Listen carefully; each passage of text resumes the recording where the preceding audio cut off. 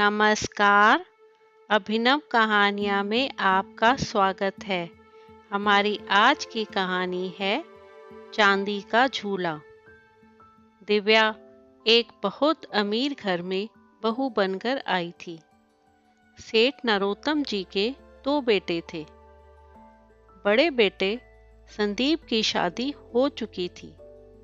छोटे बेटे रोहित के लिए दिव्या को पसंद किया गया था। सेठ नरोत्तम जी का कारोबार बहुत फैला हुआ था। देश विदेशों में उनके कई बड़े संस्थान थे। नरोत्तम जी की बड़ी बहू मोनिका बहुत अमीर घर से थी, लेकिन वो बहुत झगड़ालू थी। पूरा घर इसी बात से परेशान रहता था। धन दौलत, नौकर चाकर सब होते हुए भी घर में शांति नहीं थी। रोहित बहुत मेहनती था। उसने व्यापार को अच्छे से संभाल लिया था। नरोत्तम जी ने अपने ही कारखाने में काम करने वाले मदन लाल की बेटी को अपने बेटे रोहित के लिए पसंद किया था, क्योंकि वो अमीर घर से रिश्ता जोड़ना नहीं चाहते थे। घर में सबका व्यवहार दिव्या के साथ बहुत अच्छा था, लेकिन मोनिका उसे अपने रोब में रखना चाहती थी, क्योंकि दिव्या गरीब घर से थी। कुछ दिन बाद दिव्या के पिता मदन लाल और उसका छोटा भाई माधव, जो केवल 8 साल का था, दिव्या को विदा कराने आए। नरोत्तम जी ने दोनों का बहुत आदर सत्कार किया। अपनी बेटी को देखकर मदन लाल जी की आंखों में आंसू आ गए। दिव्या अपने पिता और भाई से मिलकर बहुत खुश हुई। विदा होते समय नरोत्तम जी ने कहा, जब बिटिया का मन भर जाए मायके से तो बता देना, मैं रोहित को भेज दूंगा। और हाँ, साथ में अपने बेटे को भी भेज देना। अपनी बहन के साथ कुछ दिन रह लेगा। हमारे घर में कोई बच्चा नहीं है, हमारा भी मन लगा रहेगा। उसके बाद नरोत्तम जी अपनी गाड़ी से तीनों को भेज देते हैं। कुछ दिन बाद दिव्या को लेने रोहित आता है। वह अपने साथ माधव को भी ले जाते हैं, लेकिन वहाँ मोनिका को माधव का आना बिल्कुल अच्छा नहीं लगता। एक दिन माधव खेल रहा था, तभी उससे एक बहुत सुंदर शो पीस टूट जाता है। ये देखकर मोनिका बहुत गुस्सा होती है। वह माधव को थप्पड़ लगा देती है। शाम को दिव्या बाकी सबके आने से पहले एक गाड़ी में बैठकर माधव को अपने पिता के घर पहुंचा आती है, जिससे बात ज़्यादा ना बढ़े। इसी तरह समय बीत जाता है। दिव्या एक बेटे को जन्म देती है, जिससे घर में सब खुश थे, लेकिन मोनिका दुखी थी। बच्चे के नामकरण का दिन आने वाला था। नरोत्तम जी ने दिव्या के घर वालों को निमंत्रण भिजवाया। समारोह से एक दिन पहले मोनिका ने एक नौकर के हाथ से दिव्या के घर संदेशा भिजवाया कि बच्चे के लिए चांदी का झूला लाएं। दिव्या के पिता बहुत परेशान हो गए।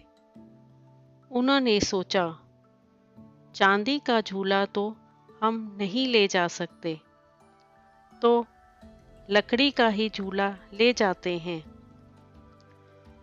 मदन लाल जी माधव के साथ नामकरण के समारोह में पहुंच जाते हैं। जिस समय बच्चे का नामकरण होना था, उस समय बच्चे को झूले में लिटाना था। चांदी का झूला ना देखकर मोनिका बहुत गुस्सा हो गई।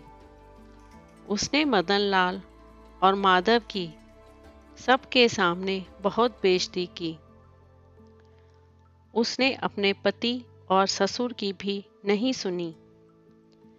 दिव्या अपने पिता और भाई की बेइज्जती देखकर रो रही थी।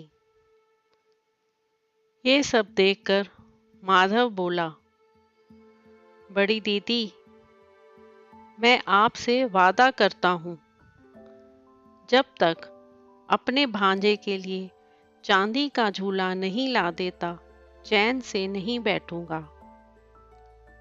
चलिए पिताजी। दोनों बाप बेटे आंखों में आंसू लिए वहां से वापस चले जाते हैं।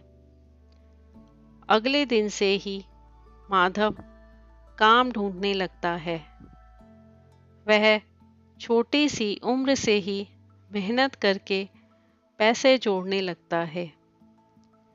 इस बात को 10 साल बीत जाते हैं। इस बीच ना दिव्या कभी अपने मायके आई, ना उसके मायके से कोई उसकी ससुराल गया। एक दिन नरोत्तम जी के घर के सामने एक बड़ा सा ट्रक उतरा। उसमें बहुत सामान था। ट्रक के साथ आए मजदूर एक एक करके सारा सामान अंदर ले गए। तभी बाहर एक आलीशान कार आकर रुकती है। उसमें से एक बहुत सुंदर युवक बाहर निकलता है। घर के आंगन में पहुंचकर वह नरोत्तम जी के पैर छूता है। दिव्या और मोनिका भी वहां आ जाती हैं। दिव्या उसे देखकर पहचान लेती है और कहती है, माधव, तू कितना बड़ा हो गया। पूरे 10 साल हो गए तुझे देखे। माधव ने मुस्कुराते हुए कहा, दीदी, आपने पहचान लिया। और फिर वो मोनिका की ओर देखकर बोला, बड़ी दीदी, थोड़ी सी देर हो गई। ये देखो। ये कहकर वह नौकरों को इशारा करता है। नौकर सारे सामान से कपड़ा हटाते हैं। एक बड़ा सा चांदी का झूला और बहुत सारे सोने के जेवर होते हैं उस सामान में। मोनिका बहुत शर्मिंदा होती है और दिव्या और माधव से माफी मांगती है। दिव्या अपने भाई के गले लगकर खूब रोई। दिव्या अपने 10 साल के बेटे को लेकर अपने भाई की गाड़ी में बैठकर अपने मायके अपने माँ पिताजी से मिलने चली जाती है। तो दोस्तों, आपको आज की कहानी कैसी लगी? लाइक और कमेंट करके ज़रूर बताएं और चैनल को सब्सक्राइब करना बिल्कुल ना भूलें। तो मिलते हैं एक नई कहानी के साथ। बहुत बहुत धन्यवाद।